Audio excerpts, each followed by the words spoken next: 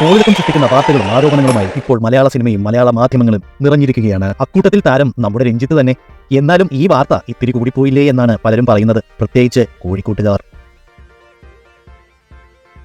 ആണത്വത്തിന്റെയും പൗരുഷത്തിന്റെയും മൂർത്തീഭാവങ്ങളായ കഥാപാത്രങ്ങളെ മലയാളികൾക്ക് സംഭാവന ചെയ്ത മലയാള പൗരുഷത്തിന്റെ ടെസ്റ്റോസ്റ്റിറോൺ ബൂസ്റ്റർ ഇങ്ങനെ ഒരാളായിരുന്നു എന്നാണ് പ്രേക്ഷകർ ഒന്നടങ്കം പറഞ്ഞിരിക്കുന്നത്. രഞ്ജിയേട്ടന്റെ കഥാപാത്രങ്ങളെ കണ്ട് കാലുമടക്കി തൊഴിക്കാൻ മാത്രം പെണ്ണുങ്ങളെ കെട്ടിയ മലയാള പൗരുഷ ശിരോമണികൾ എല്ലാം മൂക്കത്ത് വിരൽ വെച്ച് ഷൊർണൂർ പാലത്തിന്റെ മുകളിൽ നിൽക്കുകയാണ്.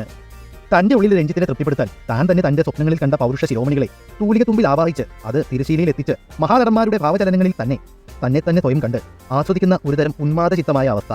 മംഗലശ്ശേരി നീലകണ്ഠനും നീലഗിരിയിലെ ശിവനും ദാ അവസാനം പുത്തൻപടത്തിലെ ഷേനായി വരെ പൗരുഷത്തിന്റെ മൂർത്തിഭാവങ്ങൾ. വെട്ടിയൊതുക്കിയ മീശയോടും താടിയോടും വരെ പുച്ഛം തോന്നുന്ന തരത്തിലുള്ള പൗരുഷ കഥാപാത്രങ്ങൾ. രാവണപ്രഭുവിലെ എൻ എഫ് വർഗീസിന്റെ പോളേട്ടനോട് മംഗലശ്ശേരി കാർത്തികേയൻ പറയുന്ന പോലെ, ഇന്ന് സൺഡേ അല്ലേ, ഇവിടെ സ്റ്റാഫൊന്നുമില്ലല്ലോ, നമുക്ക് രണ്ടുപേർക്കും കൂടി സവാരിഗിരിഗിരി. തന്റെ കഥാപാത്രമായ രഘുനന്ദനിൽ സ്വയം പ്രാണപ്രതിഷ്ഠ നടത്തി ഭീമൻ രഘുവിനെയും സുരേഷ് ഗോപിയെയും കുറ്റം പറഞ്ഞ് മോഹൻലാലിനെ പുച്ഛിച്ച് ഇടതുപക്ഷ രാഷ്ട്രീയത്തിന്റെ കാവലാളായി സ്ഥാനമാനങ്ങൾക്ക് കൈനീട്ടിയിരുന്നപ്പോൾ കിട്ടിയത് ഈ പ്രായത്തിൽ ദാ തന്റെ മുന്നിൽ ഒരു നഹുംസക യോഗം കൂടി. സ്പിരിറ്റ് എന്ന ചലച്ചിത്രത്തിൽ രഘുനന്ദൻ സ്വയം ഖസാക്കിന്റെ ഇതിഹാസത്തിലെ അള്ളാപ്പിച്ച മുല്ലാക്കയായും അതുപോലെ തന്നെ സിദ്ധാർത്ഥ് നൈജാമലിയായും അവർ പരസ്പരം അവരുടെ സ്വകാര്യ നിമിഷങ്ങളിൽ വിളിക്കുന്ന ഈ പേരുകൾ പോലും ഇപ്രകാരം സംശയിക്കേണ്ടിയിരിക്കുന്നു.